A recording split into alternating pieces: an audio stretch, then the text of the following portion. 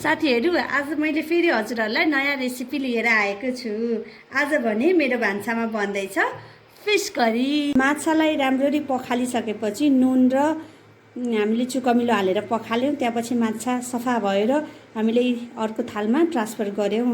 अब यसलाई हामीले म्यारिनेट गरेर अनि पकाउन रेडी गर्छौँ। ल हेर्नुहोस् है रेसिपीमा अझै म्यारिनेसनको प्रोसेस कस्तो छ। म्यारिनेसन गर्दा पहिला नुन हालौँ स्वाद अनुसारले, त्यसपछि बेसार, थोरै धुलो मसला चाहिँ हाम्रो जिरा धनियाँको धुलो हो। त्यसै गरी हामी राख्छौँ थोरै रातो खुर्सानी, धुलो खुर्सानी, कतिको पिरो रुचाउनुहुन्छ त्यो अनुसारले राख्न सक्नुहुन्छ। थोरै लसुन थिचेको, अनि हामी राख्छौँ कागतीको रस। अब यसलाई हामीले राम्ररी मोल्छौँ। हेर्नुहोस् है, अब हामीलाई यसरी हाल्दाखेरि हामीले आफैले अड्कल गर्न सकिन्छ कतिको यसमा बेसार लागेको छ। नुन त हामीले अब अड्कल गरिहाल्यौँ, बेसार चाहिँ अलिक कम भएको जस्तो लाग्यो भने हामीले थोरै बेसार थप्न सक्छौँ। हामीले अलिकति बेसार र थोरै धुलो मसला अझै थप्यौँ, जसले गर्दा हाम्रो माछा चाहिँ अलिकति हल्का म्यारिनेसन अलिक देखियो। अब यसरी हामीले सबैतिर मसला राम्ररी दल्नुपर्छ। यसो गर्दा फेरि नुन चाहिँ मजाले हाम्रो माछाभित्र पस्छ र अनि स्वादिलो हुन्छ माछा। हामीले माछामा चाहिँ सकेसम्म अलिक कमै म्यारिनेट गरेको मसला हालेर म्यारिनेट गरेको राम्रो। धेरै मसला हाल्दा फेरि डढ्ने हुन्छ, जसले गर्दा माछाको स्वाद हल्का तितो तितो हुन जान्छ। त्यही भएर एकदम धेरै मसला हालेर मसालेदार बनाउनु भन्दा ठिक्क थोरै हालेर स्वादिलो बनाउँदा मिठो हुन्छ। हेर्नु चाहिँ साथी, अब यतिको भएपछि हामीले अब यसलाई छोपेर एकछिन 10 देखि 15 मिनटसम्म राखिन्छ। र यो म्यारिनेसन गर्दाखेरि अब हामीले यसको ग्रेभी बनाउनको लागि सुप तयारी गर्छौँ। सुपको लागि अब हामी सामान रेडी गर्छौँ। ग्रेभीको लागि हामीले प्याज, एउटा ठुलो प्याज, 2टा हरियो खुर्सानी, 3टा टमाटर, लसुन, सर्स्यौँ र चामलको पिठो तयार पारेका छौँ। यो सबैलाई हामीले मिक्सरमा पिसेर मसिनो बनाउँछौँ। हामीले प्याज, खुर्सानी, लसुन, सर्स्यौँ, त्यसै गरी चामलको पिठो। हामीसँग चामलको पिठो छैन भने चामललाई एकछिन भिजाएर पिस्न सक्छौँ। अनि थोरै पानी राखेर यसलाई मिक्सरमा पिस्ने। टमाटरको चाहिँ हामी छुट्टै प्युरी बनाउँछौँ।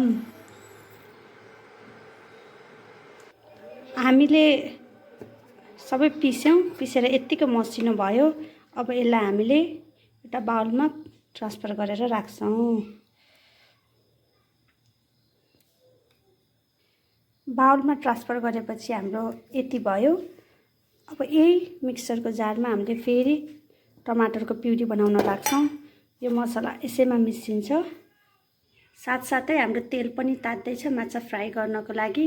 यता ग्रेभी पनि बन्नको लागि, ग्रेभीको लागि मसला रेडी हुँदैछ, अनि उता तेल पनि तात्दैछ। टमाटरको प्युरी पनि रेडी भयो। अब हामी माछा फ्राई गर्छौँ। राम्ररी तेल तातिसकेपछि हामीले आगोलाई चाहिँ मिडियम टु लो हिटमा राखेर अनि त्यसपछि हामी माछा फ्राई गर्न हाल्छौँ। हामीले माछा पकाउँदाखेरि ठुलो आगो बनाउँदाखेरि माछा छिटै डढ्ने र राम्ररी नपाक्ने हुँदाखेरि ठिक्क मिडियम लो हिटमा पकाउँदाखेरि मिठो र राम्रो हुन्छ।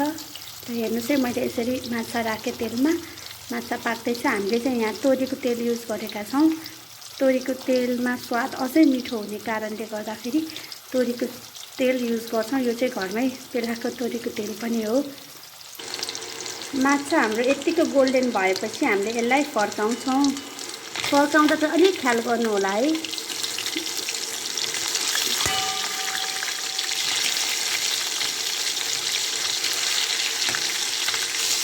नत्र भए पड्केर मुखतिर पर्न सक्छ। हेर्नुहोस् त कस्तो मजाको रातो भएको छ।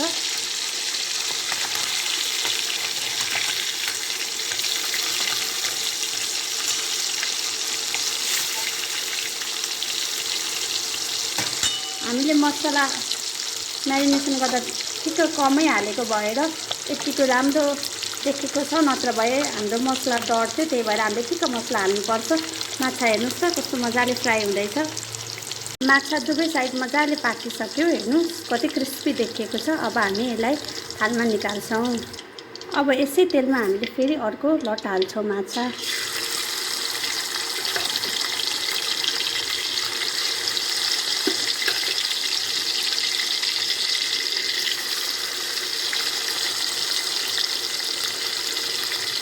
अब यसलाई फेरि राम्ररी पाक्न दिने एकछिन। हामीले आगो चाहिँ यतिको राखेका छौँ, धेरै हाई पनि छैन, ठिक्क मिडियम हिट छ र पाकिरहेछ माछा। हाम्रो माछा फ्राई भएर रेडी भइसकेको छ। अब माछा फ्राई गरेर रहेको तेलमै हामीले थोरै ग्रेभीको लागि मेथी हाल्छौँ। अब चाहिँ हामीले अलिकति आगो पनि अलिक ठुलो बनाउँदा हुन्छ। त्यही माछा फ्राई भइसकेपछि ग्रेभीको लागि मेथी, जिरा, त्यसै गरी थोरै ज्वानो,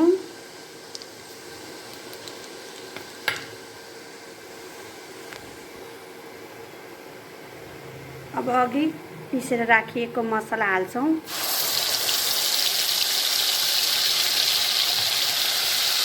हामीले आगो चाहिँ अलिकति सानो बनाउँ है।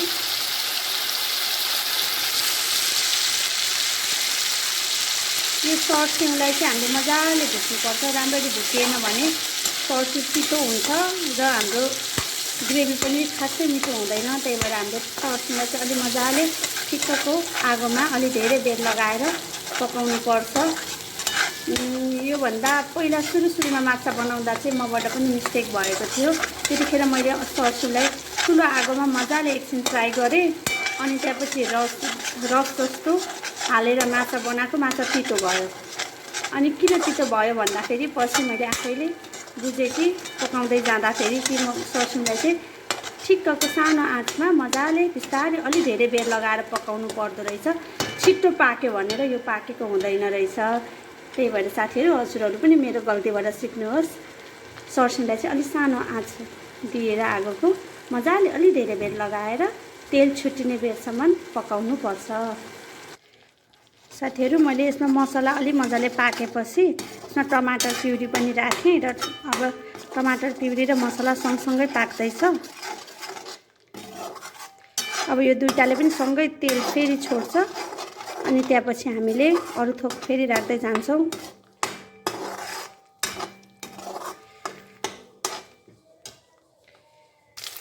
हाम्रो मसला पनि पाकिसक्यो। हेर्नुहोस् है, यस्तो मजाले तेल छोड्छ मसला पाकेपछि।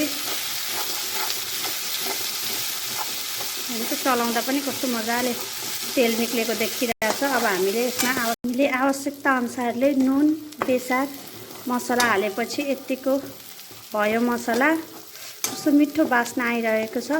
हल्का तल लागेको छ, तर यो तल लागेकोलाई डढेको चाहिँ होइन। यो मसला हल्का लागेको अझै मिठो टेस्ट र बास्ना आउने भएको कारणले गर्दा यसलाई हामी अलि सुक्खा हुने तरिकाले भुट्छौँ र आवश्यकता अनुसारले पानी राख्छौँ। ग्रेभी बनाउन पानी राख्यौँ।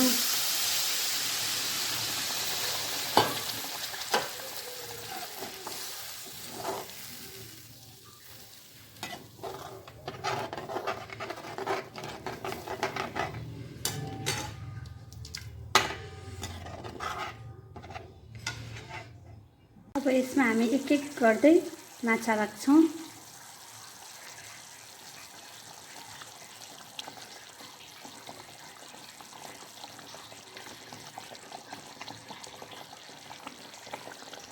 हामी घरमा चाहिँ बुवा मम्मी माछा मासु खानुहुन्न, भेजिटेरियन हुनुहुन्छ। हामी श्रीमान श्रीमती मात्र हो माछा मासु खाने। त्यही भएर मैले हामी दुईजनालाई पुग्ने जति ग्रेभीमा राखेँ। अब हामीले चाहिँ यो ग्रेभीलाई धेरै चलाउनु हुँदैन। माछा धेरै चलायो भने फुट्छ। त्यही भएर हामीले यत्तिकै छड्किन दिने, बरु ग्यास चाहिँ अलिक सानो बनाएर अब यसलाई छोपेर मजाले पकाउने।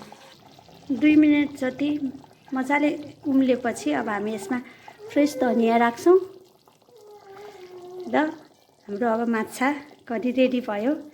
अब हामीले यसलाई खानासँग सर्भ गर्न सकिन्छ। खाना, चिउरा जेसँग हजुरहरूलाई मिठो लाग्छ त्यहीसँग सर्भ गर्न सक्नुहुन्छ।